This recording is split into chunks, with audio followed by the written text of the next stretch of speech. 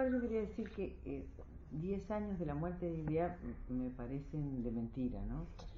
Y además ese 2009 fue un año terrible para la poesía uruguaya, porque marzo, abril y mayo murieron Salvador Puch, Idea Vilariño y Mario Benedetti. Dios fila. Tres poetas muy distintos, pero muy significativos en lo suyo, ¿no?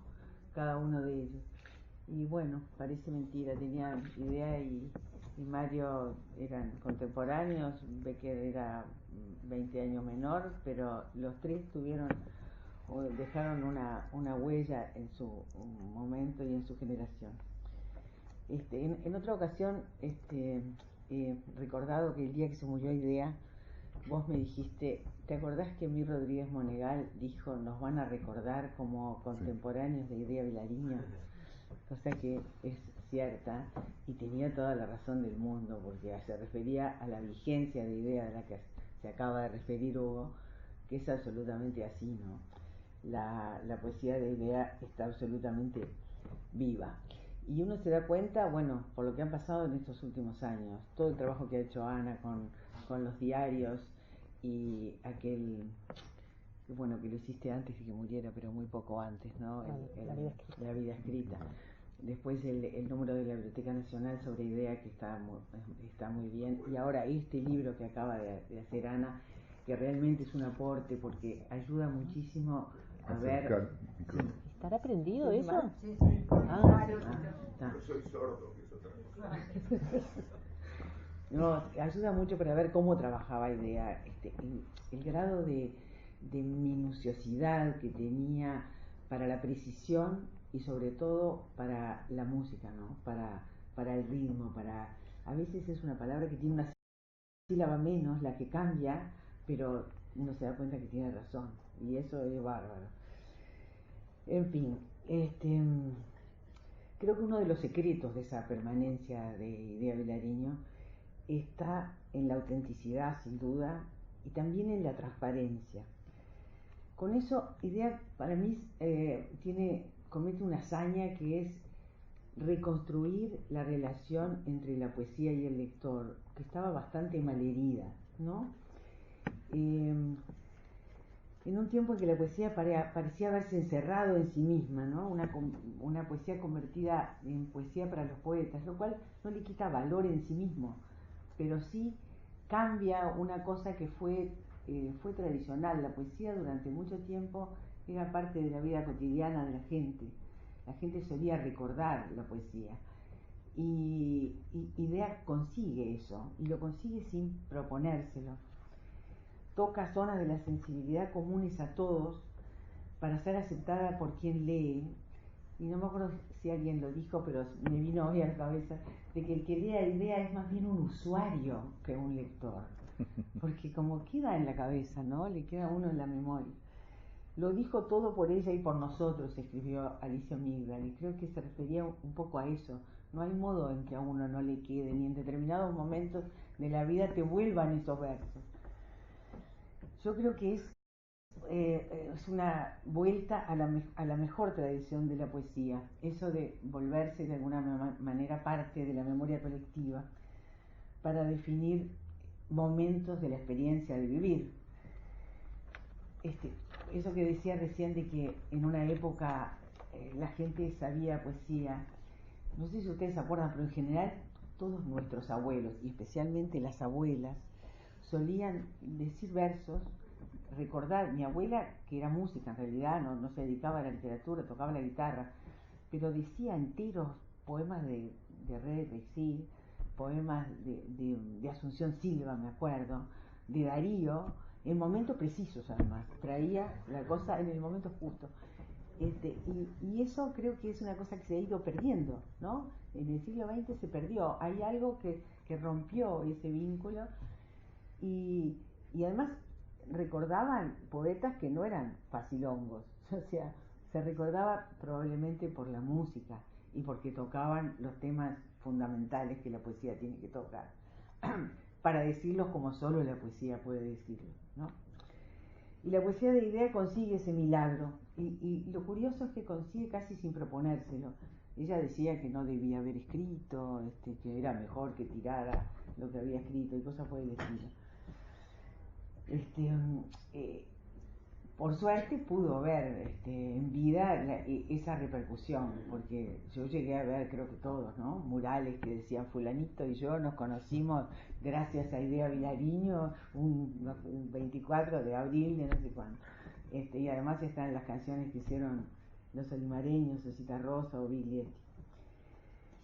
Y yo creo que además de la cosa esa de la música, la notoria autenticidad y la pasión que puso Idea en lo que escribió, está la cosa de el modo en cómo integró la lengua rioplatense, nuestro modo de hablar, la cosa de todos los días, la lengua de la tribu, como decía Eliot, a la poesía con una notable naturalidad, ¿no? Nunca hay nada impostado. Y si bien ella de alguna manera coincide con un momento en la poesía latinoamericana en que poetas como Parra o como Cardenal o Sabines o Hellman incorporan la lengua cotidiana, en ella es muy temprano y además es la lengua rioplatense, usada de una manera que es fascinante porque tiene mucho que ver con cómo nos suena la lengua familiar. Hay un poema famoso en el que ella dice enumerándolo y le pone un tilde a la última O, ¿no? Que es lo que hacían los letristas de tango, que seguramente lo aprendió ahí. Y probablemente la licencia se la dio, me parece a mí, el loco de Juan Ramón Jiménez, que le daba por cambiar la ortografía de las palabras, ¿no? Una especie de licencia le dio. Y ella hace eso y aclara que no le vaya, que no es una errata, que ella pone enumerándolo y así es como tiene que sonar, ¿no? Por un lado, entonces hay en ella como una vuelta a las raíces de la poesía, eso que decía recién, porque también la poesía popular, las jarchas, por ejemplo, que se suele decir que fueron hechas por mujeres, tienen también la lengua de todos los días, ¿no? Y ella era una gran lectora, además de toda la tradición hispánica. Pero es eso que decía recién Hugo, que te asombra como ella no le gustaba nada que se hablara de feminismo respecto de su poesía, y sin embargo uno reconoce en lo que ella escribe una poesía notoriamente hecha por alguien que vive en un cuerpo de mujer, ¿no? Y ella además lo hace con una autonomía, con una seguridad que curiosamente hace que Rodríguez Monegal y Benedetti, cuando escriben sobre Idea Vilariño, no dicen la poeta, ya no la poetisa obviamente, pero no dicen la poeta, dicen el poeta, y lo adjetivan en masculino, y no porque ella parezca un hombre, sino porque es de una autonomía tan notable, ¿no? Y lo consigue eso, yo decía, por ser fiel a sí misma. Esa poesía íntima y desgarrada extrae su poder de comunicación tanto en el encantamiento rítmico como en la intensidad de la experiencia que transmite. Consigue lo que logra la mejor poesía, la que queda grabada a fuego en el oído. La poesía de Idea nos deja entrar, dice Juan Hellman, pero no salir, que tiene que ver con lo que dijiste vos recién, ¿no? Que nos ha pasado a todos. Te deja entrar pero no salir, no te abandona nunca. El lector descubre en ella un espacio ignorado por sí mismo. Hay dos palabras que a mí me resultan inseparables para definir la poesía de Idea y la vida de Idea, que son intensidad y tensión. La intensidad que viene de la autenticidad, de la experiencia que vuelcan esas palabras tan desnudas de adorno, de la pasión que fueron escritas y del milagro rítmico y musical que consigue adherir esas palabras a la memoria. Y la tensión que atraviesa tanto su poesía como su personalidad, esa manera de vivir con pulsiones contradictorias que tuvo, que queda también expresada en aquel poema que todos recordarán que se llama Atada al mástil, que dice decir no, atarme al mástil, pero deseando que el viento lo voltee, que la sirena suba y con los dientes corte las cuerdas y me arrastre al fondo, diciendo no, pero siguiéndola. En ese rechazo, ese no que signa toda su poesía, como se ha dicho muchas veces, subyace una tensión entre el deseo del cuerpo, el deseo de vivir y de amar, y la desolada certeza de la inutilidad de todo el esfuerzo. Eso que recordaba recién Hugo, en la arena caliente, temblante de blancura, cada uno es un fruto madurando su muerte, dice en uno de sus primeros poemas, porque no tiene ni 20 años cuando escribe eso. El abril es el mes más cruel de Eliot. Es la misma melancolía de Quevedo y de los barrocos españoles que le hace ver el mundo como una engañosa tentación de los sentidos, pero una tentación irrefrenable. Esa condición contradictoria la tuvo también en la vida. En una entrada del diario dice, a propósito de su relación, creo que con Claps, vos debés de saber, dice, si él no me quisiera, me moriría de pena. Soy dichosa a su lado, lo quiero, lo necesito, pero no es eso lo que busco. No me interesa la felicidad, quiero mi soledad. Tuvo desde muy joven la tentación del suicidio, pero la detuvo el amor que tenía por la vida. Me acuerdo de la impresión que le causó el día que supo que Gladys Castelnuovo se había suicidado. Estaba terriblemente impactada.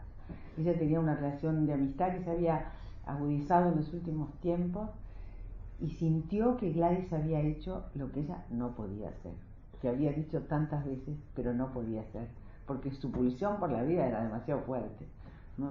Y esa es, yo creo que la contradicción básica de su persona. Esa contradicción signó también su relación con el mundo. Por un lado, ella fue una mujer que trabajó muchísimo en las revistas, en Glinam, en El Número, dio clase durante años, se levantaba a las 5 de la mañana para ir a Colonia a dar clase, y sin embargo detestaba aparecer en público y dar entrevistas, se encerraba en la casa, hacía lo posible por no aparecer.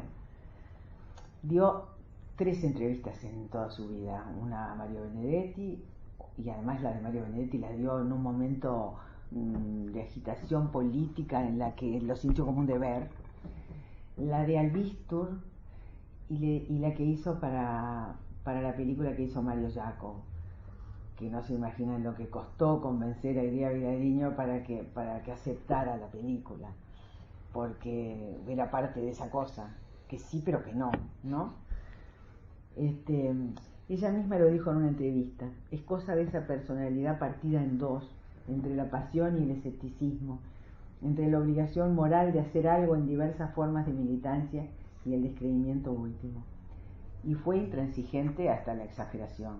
Durante años no aceptó ningún premio, como todo el mundo sabe, rechazó una beca Guggenheim en un momento en que no tenía un peso, en plena dictadura, no tenía trabajo, necesitaba dinero para una cantidad de cosas que quería investigar y no había modo, y la rechazó con un argumento que textualmente es el siguiente, según le dijo Albistur. Pensaba que por ahí podían andar los dineros que mataban en Vietnam o en Grenada. Pensé también en inocencias como la de Orison o del Mundo Nuevo. Por eso es tan injusto que los originales de su poesía hayan terminado ahora en la Universidad de Princeton, cosa que ella jamás hubiera aceptado. La verdad que sí. Y otra tensión es la que se establece entre su absoluta exigencia crítica y su interés genuino por la canción popular. Solía usar la palabra desprecio para definir un sentimiento fuerte a alguna poesía que le provocaba rechazo por una abrumadora cantidad de volúmenes de prosa cortada, solía decir, en las que muy rara vez destella la poesía. Y no le dolían prendas para decir, por ejemplo, en el prólogo a su antología de poetas hispanoamericanas, que tuvo que leer cantidad de poemas, comillas, sentimentales, cursis, horripiosos, pero que había que leer de todos modos. Y en ese mismo texto habla del exacerbado exhibicionismo del cuerpo, de lo sexual crudo y sucio, tal vez como una rebelión contra las largas inhibiciones. Y lo dice ella, autora de poemas eróticos de una notable delicadeza, de los que Muñoz Molina pudo decir, en Iria Vilariño el pudor expresivo multiplica el efecto de la falta de vergüenza. Lo que es muy exacto. Era extremadamente exigente para juzgar a los poetas, incluso de los nombres consagrados. Ella misma contaba que en Número había rechazado textos de Neruda, de Borges y hasta de Onetti. Una vez hablando, no me acuerdo quién, alguien a quien yo admiraba, y ella me puso reparos, yo le dije, pero idea, ¿a ti solo te gusta Darío? Y me contestó, muerta de risa, Darío solo algunas veces. Era así. Pero no tuvo prejuicios en valorar la poesía popular. También de una manera exigente, porque no le interesaba cualquier cosa. Pero me acuerdo de su interés en el cante flamenco, por ejemplo, en algunas manifestaciones del folclore latinoamericano y especialmente por el tango. Y fue una pionera también en escribir sobre los buenos letristas de tango, desde 1955 en un artículo de Marcha y en un libro de 1967 hasta el mayor que publicó Beto en Calicanto, el del 95. No sé, esto no se hace. Era consciente de que había en ciertos sectores intelectuales prejuicios respecto de los letristas de tango. Sin embargo, supo apreciar y tratar con el mismo interés a los letristas que a los poetas cultos, estudiando su manera de componer los versos y los trabajos del ritmo y la sintaxis adaptada a la música en los letristas mayores.